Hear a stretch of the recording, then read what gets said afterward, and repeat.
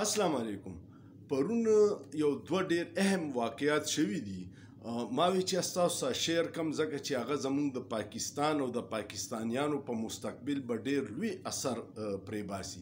یو واقع خدا شوی و چې د چاینیز د انټرنیشنل افیر منسټر راغلی او هغه حکومت ته ډیرې مشورې ورکړې او کلیامې ورکړې. دا د چاینیز عادت نه دی. په 70-75 سال دوستانه کې چاینیز چرې داسې اظهار خیال نه کوي کم چې اوس وکړه. او دویمه دا چې پاکستان یو نوې د دهشتګردۍ خلاف جنگ اعلان وکړو. د هغې نوم عزم استحکام دی. هغه به څه اثرات په دې خطه کې کوي ما وی چې نن درته دا ووایم. چاینیز تاسو ته پته ده چې سی پیک باندې کار داسې سست روی سره روان دی او چاینیز ډېر لوی تحفظات دي. خو مخکې به هغوی دا په بندو کمرو کې زموږ د حکمرانانو او اختیارمندو خلکو ته وي چې دا کارونه وکړي، چرې به هغوی کل عام نه وي. په اول ځل چاینیز په 77 سال کې دا وکړه چې هغوی یو خو ټول پولیټیکل پارټیز یې راغوښتي وو. د حکومت کوشش و چې تحریک انصاف په داسې توګه رو نه غواړي، خو د چاینیز امبیسي دا شور کړی و چې هغوی نمایندګي به هم پکې د تحریک انصاف د طرفه پکې رؤوف حسن او بیرسټر علي ظفر شرکت کړی او د ټول جماعتونو مولانا فضل الرحمن و افراسیاب خټک و پیپلز پارټي و مسلم لیگ نون و ام کیو ام و د ټولو نمایندګي و. او په اول ځل هغه دا وویل چې دوه ایشوز دي د پاکستان چې پاکستان مخکې نه ځي، یو د سیکیورټي ایشوز او یو د عدم استحکام چې په ملک کې سیاسي عدم استحکام دی. او هغوی وی چې تاسو اول خپل ملک ټیک کړئ نو هله به ملک ترقي کوي. دا داسې خبره ده چې دا هر سړی زموږ د حکمرانانو او اختیارمندو ته وایي چې څو پورې دلته سیاسي استحکام نه راغلی، تاسو سیاسي انتقام کې بېګناه په زرګونو خلک په جیلونو کې اچولي، لاپته افراد یو غټه مسله ده. او سیکیورټي ایشوز چې چاینیز بار بار په هغوی حملې کېږي، دشمنان یې کوي د پاکستان او د چاینا دشمنان چې دي چې نه غواړي چې دا ملک د ترقي وکړي، هغوی دا حملې کوي او موږ د هغې حملو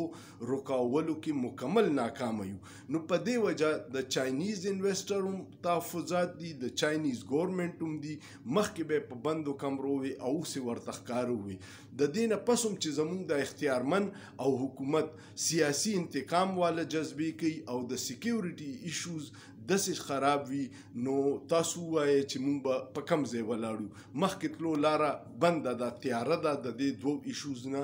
علاوه. بله مسله اهم دا وه چې څه ورځې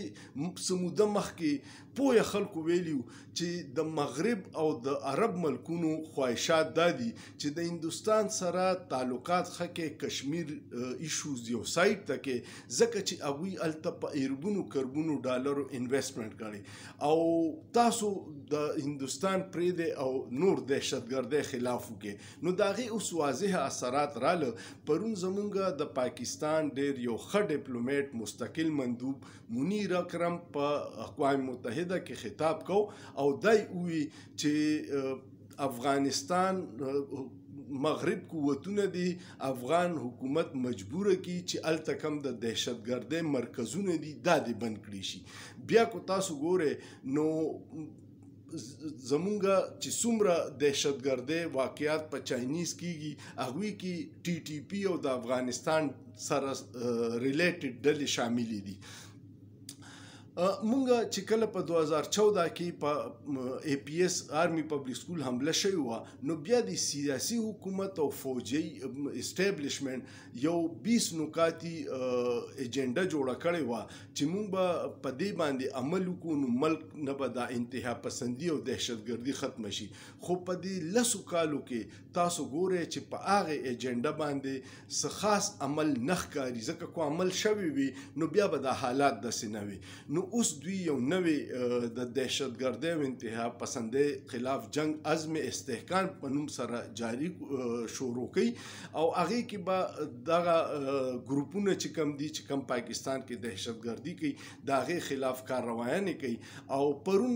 په سوشل میډیا د دې دیر یو علاقه ده شاهي بن شاهي، په هغې کې د فایرنګ اطلاعات و، بیا خلکو وی چې دلته نه لوکل خلکو نقل مکاني وکړه نو د خیبر پښتونخوا او د قبایلي سیمه باندې بیا یو سخت وخت راتلو واله دی یو نوی جنگ شروع کیږي